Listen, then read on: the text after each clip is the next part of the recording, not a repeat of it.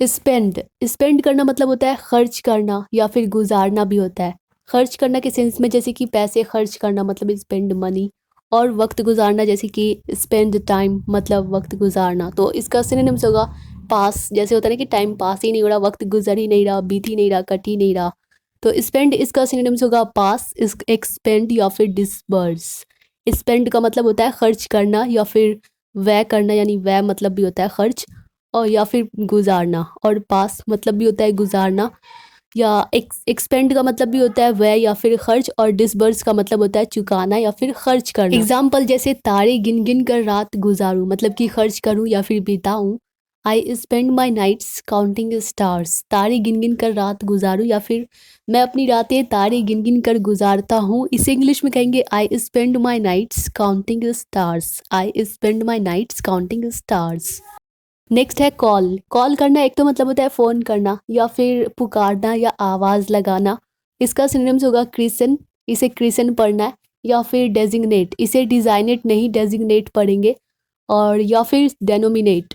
Call करना मतलब होता है पुकारना, या क्रिसन का मतलब होता है नाम देना या फिर नामित, और डेजिग्नेट का मतलब होता है नामांकित। डेनोमिनेट का मतलब होता है पुकारना, नाम देना या फिर नाम रखना। तो कॉल इसका सिनोनिम्स होगा क्रिसन, डेजिग्नेट या फिर डेनोमिनेट। एग्जाम्पल, मैं दिन भर तुम्हें पुकारूं मतलब कॉल करूं, कॉल करता रहूं। आई call out your name all day long, या फिर ऑल डे भी सिर्फ कह सकते हैं। मैं दिन भर तुम्हें पुकारूं, I call out your name all day long मतलब कि तुम्हारा नाम पुकारूं। I call out your name all day long. Next है, एक तो ट्विंकल का मतलब होता है टिमटिमाना, और टिंकल का मतलब होता है झनकार या फिर खनकती हुई आवाज़। जैसे ये चूड़ियों की आवाज़ होती है टिंकल साउंड, जैसे ये कहना हो कि चूड़ियाँ खनकी है, द बैंकल हैज़ टिंकल्ड। तो टिंकल इसका सिनोनिम्स होगा टैंग, चिंक, डिंग, रिंगिंग या फिर क्लिंग। टिंकल का मतलब होता है झनकार या फिर खनकती हुई, और टैंग का मतलब होता है खटास। एक तो खटास होता है जैसे लेमन का जैसा खट्टा सापन होता है, तो टैंग का एक तो मतलब होता है खटास, और दूसरा मतलब झनकार भी होता है। और चिंक मतलब भी होता है झनकार या झनझन, और डिंग का मतलब होता है झनकार, टनटनाना। रिंगिंग का मतलब होता है एक तो बज या फिर खनखनाहट, और क्लिंग का मतलब होता है झनकार। तो टिंकल इसका सिनोनिम्स होगा टैंग, चिंक, डिंग, रिंगिंग या फिर क्लिंग। नेक्स्ट है, अगला है एक्सप्रेस। एक्सप्रेस करना मतलब इजहार करना, मतलब अभिव्यक्त करना, या फिर मैनिफेस्ट, इसे मैनीफेस्ट नहीं मैनिफेस्ट पढ़ेंगे, मैनिफेस्ट। या फिर डिक्लेयर करना या फिर डिनोट करना। एक्सप्रेस करना मतलब होता है अभिव्यक्त करना या फिर इजहार करना, और मैनिफेस्ट का मतलब होता है घोषणा पत्र होता है एक तो, या फिर जाहिर या स्पष्ट हो जाना मतलब साफ सुथरा हो जाना। और डिक्लेयर का मतलब होता है घोषित या फिर ऐलान कर देना, और डिनोट का मतलब होता है निरूपित या फिर इशारा करना भी होता है। तो एक्सप्रेस मतलब होता है अभिव्यक्त करना या फिर इजहार करना। मैनिफेस्ट का मतलब होता है जाहिर स्पष्ट हो जाना मतलब साफ साफ हो जाना। डिक्लेयर कर देना मतलब कि घोषित कर देना, ऐलान कर देना। और डिनोट का मतलब होता है निरूपित या फिर इशारा करना, मतलब कि स्पष्ट हो जाना या फिर जाहिर करना भी होता है। तो एक्सप्रेस इसका सिनोनिम्स होगा मैनिफेस्ट, डिक्लेयर या फिर डिनोट। नेक्स्ट है, अगला है क्रेजियर। एक तो क्रेजी का मतलब भी होता है पागल या फिर मैड, और क्रेजियर का मतलब भी होता है पागल या फिर दीवाना, मतलब कि जो अत्यंत उत्साहपूर्ण हो। क्रेजियर मतलब दीवानापन सा, क्रेजीनेस। तो क्रेजियर इसका सिनोनिम्स होगा कैप्रिशस, इसे कैप्रिशस पढ़ेंगे, और या फिर प्रैंकिश मतलब कि प्रैंक करने वाला, शरारत करने वाला मतलब कि प्रैंकिश।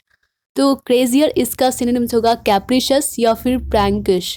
एग्जाम्पल, जैसे अगर ये कहना हो कि there is no one crazier than you, यानी कि तुमसे ज़्यादा पागल कोई नहीं है, या फिर तुमसे ज़्यादा दीवाना या अत्यंत उत्साहपूर्ण कोई नहीं है।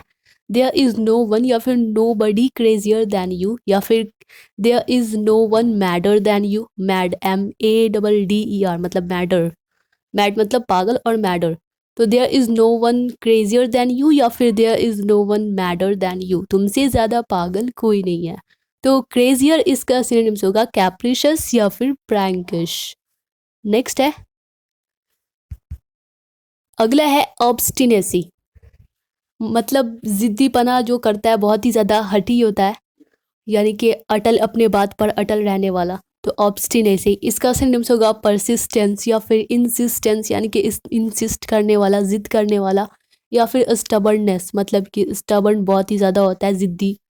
तो ऑब्स्टिनेसी इसका सिनोनिम्स होगा परसिस्टेंस, इंसिस्टेंस या फिर स्टबर्ननेस। ऑब्स्टिनेसी का मतलब होता है जिद या फिर हठ, और परसिस्टेंस का मतलब होता है अटलता, रट या फिर जिद। इंसिस्टेंस का मतलब होता है आग्रह, अनुरोध या फिर जिद, और स्टबर्ननेस का मतलब होता है हठ या फिर जिद्दीपन।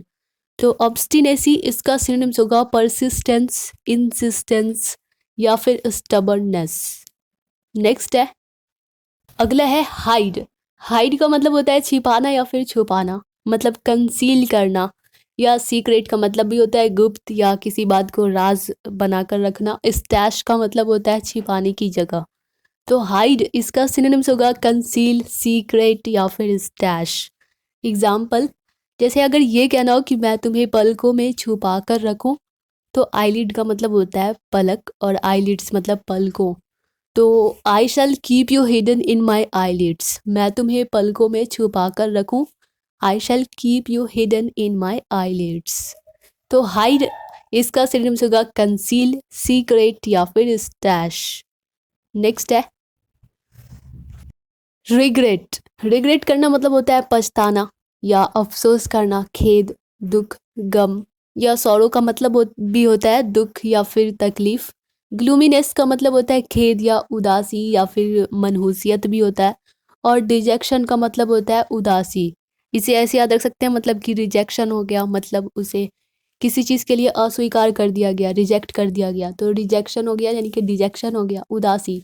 तो रिग्रेट का मतलब होता है खेद, अफसोस या पछतावा। सॉरो का मतलब होता है दुख, और ग्लूमीनेस का मतलब होता है खेद यानी कि तकलीफ, उदासी, और डिजेक्शन का मतलब भी होता है उदासी। तो रिग्रेट इसका सिनोनिम्स होगा सॉरो, ग्लूमीनेस या फिर डिजेक्शन। नेक्स्ट है अनइरेजेबल, मतलब जो इरेजेबल नहीं है, मतलब मिटाने योग्य नहीं है। मतलब अनइरेजेबल का मतलब होता है जो मिटाने योग्य न हो। और इनडेलिबल का मतलब भी होता है जो ना मिटाया जा सके, यानी कि अमिट। और परमानेंट का मतलब भी होता है कि ये तो परमानेंट पेन है, जैसे कि ये परमानेंट पेन है, इससे लिखने के बाद ये मिटेगा ही नहीं, तो अस्थाई है, मतलब परमानेंट है, टेम्परेरी नहीं है। और ड्यूरेबल, इसे ड्यूरेबल नहीं, ड्यूरेबल, DYOO, ड्यूरेबल पढ़ेंगे इसे, मतलब टिकाऊ है। तो अनइरेजेबल इसका सिनोनिम्स होगा इनडेलिबल, परमानेंट या फिर ड्यूरेबल। अनइरेजेबल का मतलब होता है मिटाने योग्य नहीं, यानी कि अमिट। और इनडेलिबल का मतलब भी होता है अमिट, यानी कि मिटाने योग्य नहीं। और परमानेंट का मतलब होता है अस्थाई, और ड्यूरेबल का मतलब होता है टिकाऊ।